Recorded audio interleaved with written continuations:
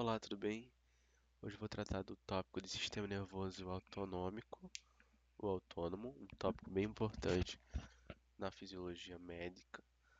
Eu vou falar mais especificadamente não das atuações das vias parasimpáticas e simpáticas, não diretamente dos receptores, mas eu vou falar de três vias de transdução muito importantes que elas vão atuar, obviamente, em cada receptor. E esses receptores vão fazer as vias de transdução, por exemplo, os receptores muscarínicos, que são exatamente os que fazem vias de transdução de sinal, de acordo com essas cascatas de ativação e de inibição, certo? Hoje eu vou falar aqui sobre duas principais que está no slide e vou citar também outra, porém de maneira mais superficial. Primeiramente, obviamente eu vou apresentar o slide e aqui ficou meio bugado, mas a primeira via que eu vou apresentar para vocês claro que eu vou falar, tem milhares de vias, porém, no sistema nervoso autonômico, para ele funcionar, isto é, na sua atuação simpática ou parasimpática, é necessário que essas vias de transição estejam ocorrendo progressivamente. E a primeira delas que eu vou falar é a ativação da adenilato ciclase ou adenilil, tá bom? Aí tá, acho que tá errado aí, certo? Então, aí tá toda a cascata, tá? Acredito que eu vou conseguir colocar o meu cursor aqui. Pronto, perfeito. Acho que vai ajudar nessa dinâmica de gravação, certo? Então, primeiramente, a gente tem que entender que nessas vias de transdução, elas têm uma série de processos que precisam, série de processos que precisam acontecer de forma passo a passo, ou seja, a fase 2 deve-se ocorrer a fase um. E para a fase 3 deve-se ocorrer a fase 2 e a fase um e assim sucessivamente. Então é realmente a cascata.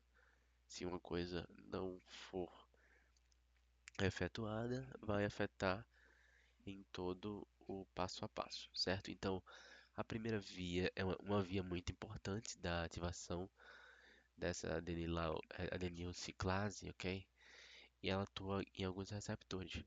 Depois eu vou trazer mais informações quando eu estiver dando sistema nervoso autonômico propriamente dito. Porém, essas vias eu vou falar de maneira geral do passo a passo, obviamente. Então, o primeiro passo é que aqui eu estou com um apontador laser aqui. Estou apontando para o primeiro passo aí, certo? Aqui tem a membrana, a bicamada lipídica, todo mundo sabe. Então, eu vou primeiro falar aqui do primeiro passo. Então, aqui tem um mensageiro químico, tem um neurotransmissor e aqui tem um receptor para esse neurotransmissor. Exatamente aqui, que é o triângulo que vai encaixá-lo, certo? Então, tem um receptor, lembra daquilo, específico para o neurotransmissor. Então, por exemplo, se aqui for acetilcolina, aqui vai ser um receptor ou nicotínico ou muscarínico, certo? Então a gente vai ver depois quais são os receptores que atuam nessa via aqui, certo? Que eu já vou adiantando que é beta 1, beta 2 e beta 3, certo? Que a gente vai estudar no programa aqui, né? Então, primeiro o receptor vai se ligar, primeiro o mensageiro vai se ligar ao receptor da membrana, que está aqui de azul, e esse foi o primeiro passo. Então, o receptor também tem que ser ativado para a cascata continuar. Então, se ligou, receptor é ativado também na membrana e ele vai ativar uma proteína aqui na fase 2, que é a proteína G. Só que a proteína G tem vários subtipos, né? E a gente vai ver três ao longo do programa, mas especificadamente é G, Q, GI e GS, certo?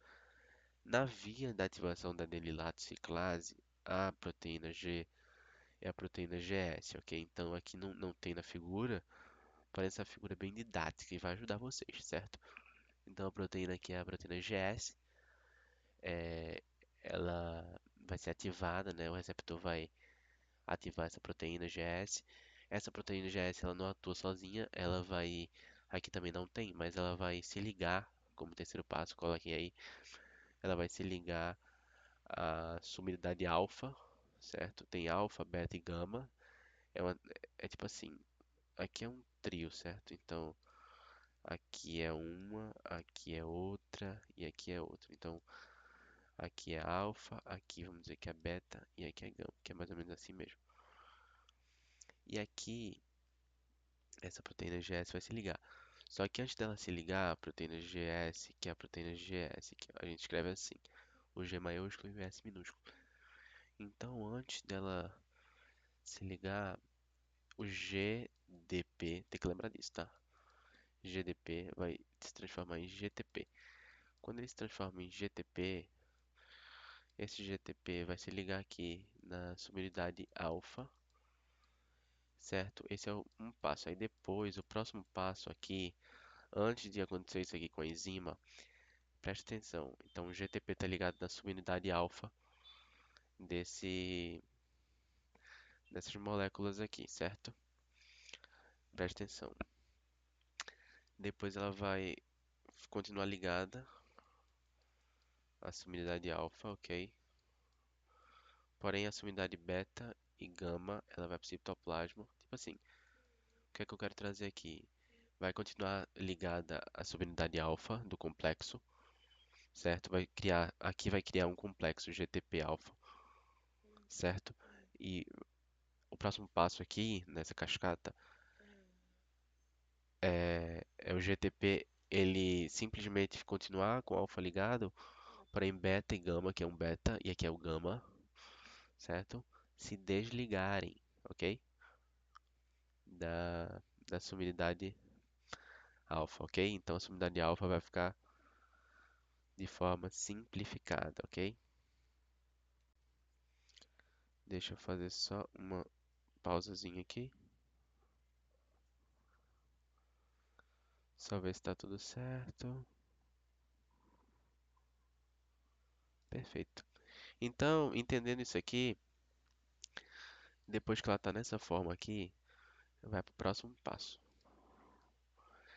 Então, esse complexo aqui vai ativar uma enzima. Vai ativar uma enzima. Que enzima é? Adivinhem. Exatamente, a adenilil ciclase. Então, esse complexo, nessa forma que vai ativar essa enzima, e essa enzima vai fazer o resto da cascata, né? Então, aqui a gente está na fase 4, a enzima adenilciclase vai ser ativada, ela vai cumprir seu papel de mensageiro secundário, ou seja, segundo neurotransmissor, e tem uma coisa muito importante, ela vai ativar os chamados AMP cíclicos, certo? O AMP cíclico é muito importante, certo? Nessa cascata. Quando eles estão ativados, aqui activated, eles vão ativar quinases, ok? Então toda vez que fala assim na fisiologia, ativar quinase, significa nada mais que fazer o estímulo para a contração, entendeu? Então, na cascata, tá passando polícia aqui, meu Deus. Na cascata celular, vai haver proteína quinase ativada, vai haver tudo igual à contração muscular. Vai ativar lá na cabeça da miosina, vai ter atividade da ATPase, então vai se ligar lá, né, e tal. Então, ativou quinase, o MP cíclico ativou quinase, proteína quinases, várias proteínas quinases que vão estar sendo ativadas na cabeça da miosina, que tem atividade de ATPase. Elas vão fosforilar, quinases fosforilam e realizam, por fim, contração. Então, essa via é de contração. Beta 1, então, beta 2 e beta 3. São três receptores que atuam nessa via. A gente vai ver depois, e acho que vai ser até o vídeo de antes, onde esses receptores atuam, em quais órgãos-alvo. Porque aqui, como a gente tá falando de transdução de sinal, é um conhecimento prévio que vocês têm que ter, certo? Para saber onde esses receptores estão atuando. Por exemplo, beta 1 está atuando no músculo cardíaco. Ele está fazendo ativação simpática, está aumentando os parâmetros cardíacos. Beta 2 nos bronquíolos, entendeu? Então tem que saber certinho. Depois eu recapitulo aqui, então, essa primeira via de transdução. A gente vai falar de outra, certo? Mas é mais ou menos isso, certo, gente? Então vamos para a próxima. Aqui mais uma imagem mostrando a mesma via que eu estava explicando, certo? Deixa eu ver se tem mais alguma coisa a acrescentar. Aqui, ó. Então vamos só recapitular. Fase um, vamos lá. Membrana, receptores na membrana, né? Que vão é, fazer a recepção do hormônio. Vai ter receptores específicos na membrana. A proteína GS é ativada. Segunda fase, proteína GS ativada G. Só que aqui é GS, né? Então tem que lembrar, GS. Na via de ativação é GS. Na via de inibição da adenilato já é outra, GI. E na outra via é GQ. Então a gente vai ver certinho. Quando essa proteína está ativada, ela ativa a enzima adenililciclase. Ele está resumindo aqui. Vou botar enzima.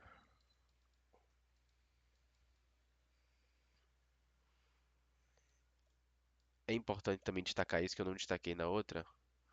Mas o ATP,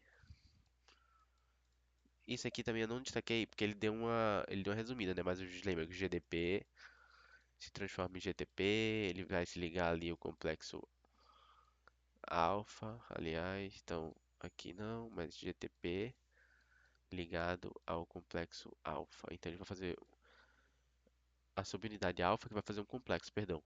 Então aqui ele está dando enfoque a isso, o ATP dando AMP cíclico ou CAMP, mas a gente chama mais de AMP cíclico nas provas, que vai servir como mensageiro secundário, certo? Aqui é a fase 4, a gente já está na fase 4 aqui, ó. Isso aqui dentro do citoplasma, certo? Então, esse MP ciclo vai ativar quinases, ativar proteínas quinases nas cabeças da miosina, nas cadeias livres nas cabeças da miosina. Então, quanto mais quinases, mais fosforilação e mais contração, certo? Então, esse é o quinto passo. E o último passo aqui nesse desenho é exatamente as proteínas quinases. O que é quinase? Quinase ela vai fosforilar, então tem que lembrar esse conceito de fosforilação. Adicionar o grupamento fosfato que vai servir na base da contração, estruturalmente falando, certo? Então, proteínas quinases vão fosforilar proteínas inativadas ou seja, e vai transformar em proteínas ativadas com fosfato no citoplasma, isso tudo no citoplasma, tá? E vão ativar essas proteínas, é exatamente o que está falando aqui. E depois tem uma sétima etapa aqui, tá? Que é a resposta celular. A gente não falou dessa resposta, mas também é importante. Isso é meio óbvio, né? Qual é a resposta celular que a gente mais. Assim, o que é que vocês acham que vai acontecer eh, nesse processo? Vai contrair ou vai relaxar? Como está aumentando eh, o nível de fosforilação e não está tendo atividade de fosfato, ou seja, está adicionando fosfato, não está retirando com a fosfatase que a gente vai ver na inibição em outra aula, está fazendo processo de contração. Então a resposta celular aqui é contração, certo? Então a gente vai para a última via rapidamente para entender outra via que é bem diferente dessa, aliás. E caso vocês tiverem dúvida, eventualmente, vocês botam nos comentários aí, certo? Aqui é a última via, via da fosfolipase C. Então é bem diferente. A proteína aqui é GQ ou GQ. Assim, acho que é melhor botar o Q minúsculo, não dessa forma, mas dessa forma. Então vai ter a mesma coisa aqui, certo? Vai ter GDP se transformando em GTP. Essa imagem está até melhor. GTP se transformando em GDP, perdão, se transformando em GTP. Ele vai se ligar à sumidade alfa apenas. Primeiramente a sumidade alfa que vai estar com gama e beta, só que depois essas duas aqui vão sair out, vão estar out. Aí vai ficar só GTP com a sumidade alfa. Ou assim, o A ou assim. Aí eu vou escrever assim agora, certo? Importante agora. Então, isso aqui vai ativar outra enzima. Não vai ativar a adenilil aqui. Vai ativar a adenilil, que é a ativação da adenililciclase, o nome da via, certo? Aqui vai atuar em outros receptores e vai ativar outra coisa, que é a fosfolipase C. Por isso que é a via da fosfolipase C. Ela também é via de contração, certo? Mas eu estou adiantando demais. Então, vai ativar essa enzima, certo? O GTP vai ativar, ó, tá vendo que ele se liga aqui, ó, aqui, ó, ele se liga a essa enzima. Então essa enzima vai liberar, próximo passo, presta atenção, que não tem escrito aqui, tem que prestar atenção. Vai liberar fosfolipídios na membrana, vai liberar fosfolipídios de membrana, ou na membrana, é melhor de membrana. E essa reação aqui, PIP2, liberando IP3, presta atenção que isso é muito importante, mais DAG. Então, cada um tem uma função, cada produto tem uma função aqui. PIP2 é importante, beleza. Ele vai liberar aqui, ó, a setinha, DAG e IP3. O que é a função de cada um? IP3, ele vai até o retículo sarcoplasmático RS, que a gente chama, retículo sarcoplasmático, e vai aumentar o cálcio citoplasmático. Ah, aumentou o cálcio citoplasmático. Vocês aprenderam que aumentou o cálcio citoplasmático é igual a contração, diminuiu o cálcio citoplasmático é igual a relaxamento. Então, o IP3 vai ir no retículo, aqui, endoplasmático, retículo sarcoplasmático, e vai liberar cálcio aqui, ó, exatamente isso aqui, que ele está liberando cálcio aqui, certo? Para o citoplasma e ele vai esperar uma resposta celular de contração, certo? Quanto mais cálcio no citoplasma, contração. Então, é exatamente essa a função do IP3, por isso que é muito importante. Ele que faz a contração nessa via, entendeu?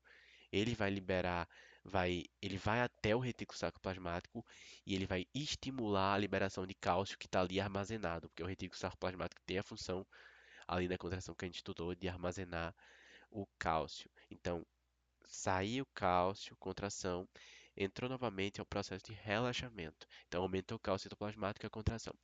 E o DAG tem outra função, né? Aqui ele está mostrando, e diferentemente do IP3, o DAG ele vai ter outra função. Ele vai ter a função de ativar quinases, tá bom? Ativar quinases, perfeito. Ativar quinases, que é igual a fosforilação, é sempre essa a cadeia, né? Fosforilação, perfeito. E que é igual a contração. Isso aqui está tudo interligado, tá? Então, por isso que isso aqui é tudo produto de PIP. Isso vai gerar contração. Então, é uma via de contração. Vou escrever aqui. Eu escrevo bastante para vocês entenderem como é que funciona a via. Então, é mais ou menos isso que eu queria tratar nessa via. É uma via que precisa de mais atenção, obviamente, e ela vai estar atuando em alguns receptores que a gente vai falar mais, que é um pouco mais difícil. Mas depois eu falo. É em alguns receptores muscarínicos, M, certo? E no alfa 1 também atua. Então é mais ou menos isso, tá, gente? Se tiverem alguma dúvida, mandem em forma de comentário aí, que eu vou estar respondendo. E vou estar deixando um e-mail aí para mandar as dúvidas também, certo? Muito obrigado pela aula de vocês. Vocês são ótimos. Obrigado. E qualquer dúvida, eu vou estar trazendo mais aulas também de fisiologia, principalmente para tratar dessa forma de contração que é muita dúvida, né, para muita gente. Muito obrigado, gente.